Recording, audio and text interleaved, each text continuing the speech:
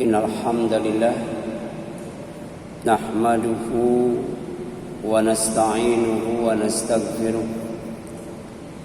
wa na'udzu billahi min shururi anfusina wa sayyiati a'malina may yahdihillahu fala mudilla lahu wa may yudlil fala hadiya lahu wa asyhadu an la ilaha illallah wahdahu la syarika lahu wa asyhadu anna Muhammadan abduhu wa rasuluh. Amma ba'd, faqala Allah ta'ala fi kitabihil karim, a'udzu billahi minasyaitonir rajim, ya ayyuhalladzina amanu taqullaha haqqa tuqatih wa la tamutunna illa wa antum muslimun. Wa qala Rasulullah sallallahu alaihi wasallam, ittaqillaha haitsu ma kunta wa atbi'is sayyi'atal hasanata tamhuha wa khaliqin nas bi khuluqin hasan. Ikhwata iman, ikhwan fillah, jamaah salat maghrib, silaturahim dan thalabul ilmi Masjid As-Shalihin yang dirahmati dan dimuliakan oleh Allah Subhanahu wa taala. Tidak terasa malam ini sudah memasuki malam yang ke-17 di bulan Agustus, di mana bangsa dan negara Indonesia dimerdekakan oleh Allah Subhanahu wa taala berkat dan rahmatnya. Maka tema kita pada malam ini adalah hakikat kemerdekaan dalam timbangan syar'i, atau kemerdekaan yang dirahmati dan diberkati oleh Allah SWT. Sebab secara syar'i kemerdekaan Indonesia itu diraih atas berkat rahmat Allah Subhanahu wa ta'ala. Jadi tanpa berkah Allah, tanpa rahmat Allah, Indonesia yang hanya bersenjatakan bambu runcing tidak akan pernah menang melawan penjajah.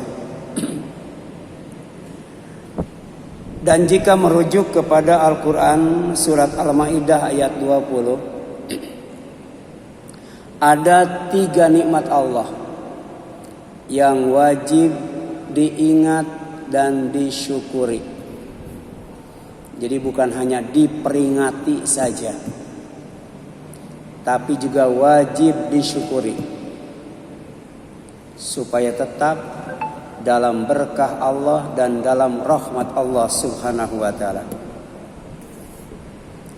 3 nikmat Allah yang wajib diingat dan disyukuri itu, pertama adalah nikmat kenabian. Jadi Allah tidak pernah berhenti mengutus para nabi. Sejak Nabi Adam, Nabi Nuh sampai Nabi Muhammad sallallahu alaihi wasallam, dan ini adalah nikmat Allah Subhanahu wa taala. Ingatlah ketika kata Allah, ja'ala fikum anbiya, ketika dia Allah mengangkat nabi-nabi di antaramu. Ini ditujukan kepada Bani Israel, umat Nabi Musa. Tapi sejatinya ditujukan kepada semua hamba Allah yang mendapatkan nikmat dengan diutusnya para nabi dan para rasul.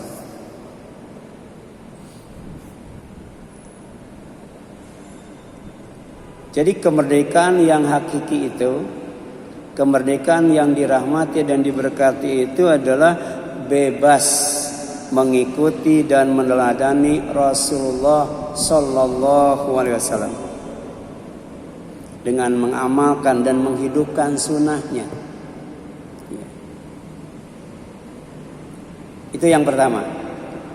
Karena nikmat Allah yang wajib diingat dan disyukuri adalah diutusnya para nabi dan rasul. Yang kedua, nikmat Allah yang wajib diingat dan disyukuri adalah nikmat kemerdekaan. Jadi Nabi Musa alaihissalam diutus oleh Allah SWT membawa 2 tugas. Yang pertama, mendakwahi Fir'aun yang mengaku dirinya sebagai Tuhan dan berbuat semena-mena. Itu yang pertama. Yang kedua adalah membebaskan Bani Israel dari penjajahan bangsa Mesir yang dipimpin oleh Fir'aun. Itu 2 misi mulia Nabi Musa alaihissalam. Oleh karena itu, maka nikmat Allah yang wajib diingat dan disyukuri adalah nikmat kemerdekaan. Bani Israel dibebaskan oleh Allah dari penjajahan Bani Israel, penjajahan bangsa Mesir yang dipimpin oleh Fir'aun. Jadi menjadi pemilik dan penguasa, menjadi rakyat dan bangsa yang memiliki dan menguasai negara tanah air Indonesia. Itulah hakikat kemerdekaan.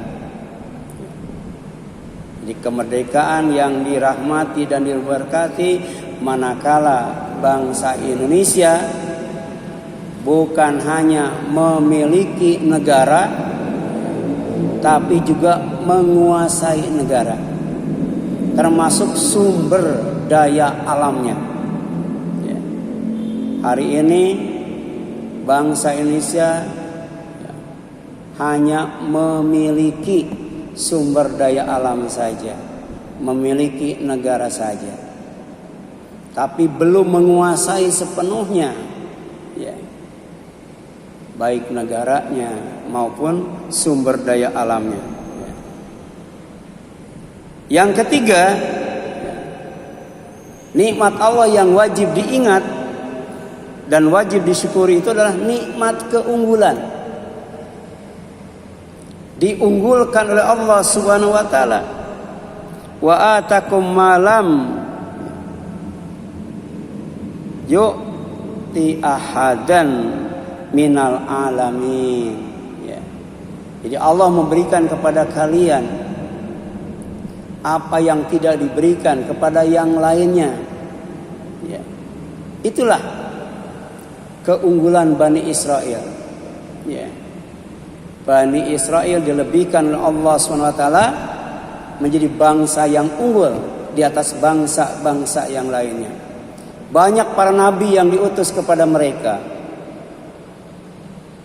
dikasih makanan dan minuman yang istimewa, mana dan salwa. Bahkan kemanapun mereka pergi selalu dinaungi oleh awan.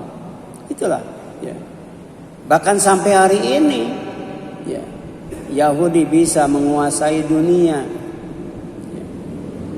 Dimanapun Yahudi atau Bani Israel itu tidak punya negara, tapi hampir semua negara di dunia dikuasai oleh Yahudi. Maka hakikat kemerdekaan bukan hanya memiliki negara, tapi juga menguasai negara. Itulah kemerdekaan yang sejati, kemerdekaan yang sebenarnya. Kemudian kemerdekaan yang dirahmati dan diberkati adalah bebas dari lilitan utang. Jadi kalau masih terlilit utang, maka suatu negara, suatu bangsa hakikatnya belum merdeka. Dan kemerdekaan yang dirahmati dan diberkati atau kemerdekaan yang sejati, kemerdekaan yang sebenarnya adalah bebas dari tindakan sewenang-wenang manusia, yaitu bangsa lain. Dan ini adalah doa yang diajarkan oleh Rasulullah SAW kepada Abu Bakar. Ya. Jadi Abu Bakar minta diajarkan kepada Rasul doa dalam sholat. Maka kata Rasul kepada Abu Bakar, ucapkan Allahumma inni a'udzubika minal hammi wal huzni wal ajazi wal kasali wal jubni, kemudian wal bukhli wa a'udzubika min ghalabatid dain wa qahri rijal. Dalam riwayat lain min dhad'id dain wa ghalabati rijal. Bebas dari lilitan utang atau tidak punya utang sama sekali. Itulah negara dan bangsa yang merdeka dan tidak dikuasai, diperlakukan semena-mena oleh bangsa lain dan negara lain. Jadi ya Allah, ya Tuhan kami, aku berlindung kepadamu dari rasa bingung, dari rasa sedih. Aku berlindung kepadamu dari sifat lemah, dari sifat malas. Aku berlindung kepadamu dari sifat pengecut, dari sifat pelit. Aku berlindung kepadamu dari terlilit utang dan diperlakukan sewenang-wenang oleh bangsa dan negara lain atau oleh orang lain. Inilah makna kemerdekaan yang sejati, yang hakiki menurut doa Rasulullah sallallahu alaihi wasallam yang diajarkan kepada Abu Bakar alaihissalam. Kemudian kemerdekaan yang dirahmati dan diberkati adalah modal dasar untuk membangun negara dan bangsa yang dalam Al-Quran disebut baldatun thayyibatun wa rabbun ghafur. Negeri yang baik, negeri yang harum, negeri yang indah, negeri yang wangi, negeri yang bersih, dan dalam ampunan Allah Subhanahu wa taala. Karena tidak banyak melakukan dosa, tidak banyak melakukan maksiat, tidak banyak melakukan kekufuran, kezaliman, kesyirikan, kefasikan, kemunafikan dan lain sebagainya. Itulah kemerdekaan yang dirahmati dan diberkati oleh Allah SWT. Jadi bukan negara yang bangsanya kufur nikmat serta berpaling dari aturan Allah SWT, dari syariat Allah, sehingga diubah oleh Allah menjadi tempat yang kering, gersang dan tandus, diubah menjadi bangsa yang miskin. Dan Allah ingatkan lewat kisah negeri Sabah yang subur makmur, yang baldatun thayyibatun wa rabbun ghafur, diubah oleh Allah karena kufur nikmat. Apa kata Allah? Wa badalnahum bijannatain, ya bijannataihim jannatain dawatai akli khamtin, ya.